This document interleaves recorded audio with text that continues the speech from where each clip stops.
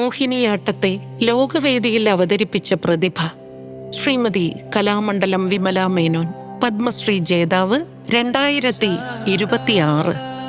ശ്രീ പത്മനാഭൻ പള്ളി കൊള്ളുന്ന പാലാഴി പോലെ തന്നെ അനന്തമാണ് കലയും.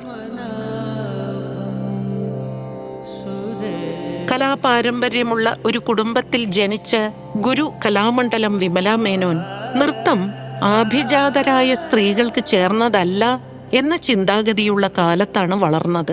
തന്റെ 10ാമത്തെ വയസ്സിൽ മഹാകവി വള്ളത്തോൾ നാരായണ മേനോനെ കണ്ടുമുട്ടിയ അവർ അദ്ദേഹത്തിന്റെ പ്രേരണയാൽ കലാമണ്ഡലത്തിൽ ചേർന്നു. സമൂഹത്തിന്റെ എതിർപ്പുകളെ അവഗണിച്ച് കലാമണ്ഡലത്തിൽ നൃത്തം അഭ്യസിക്കാൻ ആരംഭിച്ച അവർ താമസിയാതെ ആ കലയെ പ്രണയിക്കാൻ ആരംഭിച്ചു. മോഹിനിയാട്ടമായിരുന്നു തന്റെ ലോകമെങ്കിലും അവർ ഭരതനാട്യത്തിലും കുച്ചിപ്പുടിയിലും പ്രാവീണ്യം നേടുകയും കുച്ചിപ്പുടിയെ കേരളത്തിൽ എത്തിക്കുകയും ചെയ്തു. ഇതോടൊപ്പം ഗുരു കലാമണ്ഡലം വിമല മേനോൻ കേരള നാട്യ അക്കാദമിക്ക് തുടക്കമിടുകയും ഒപ്പം മോഹിനിയാട്ടത്തെ പരിഷ്കരിക്കാൻ ആരംഭിക്കുകയും ചെയ്തു.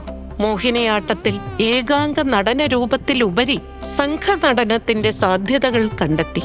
ഒപ്പം പുരുഷ കഥാപാത്രങ്ങളെ അവതരിപ്പിച്ചു.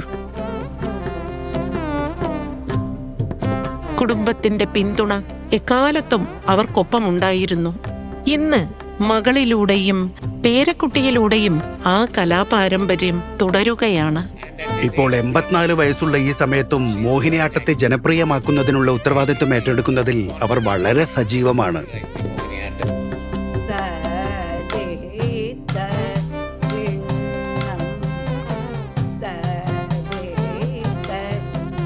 പത്മനാഭനെ സ്തുതിച്ചുകൊണ്ടുള്ള ആ ശ്ലോകങ്ങളുടെ അഭിനയവും അതൊക്കെ വന്നതോടുകൂടി എനിക്ക് കൂടുതൽ പ്രാധാന്യവും കിട്ടി.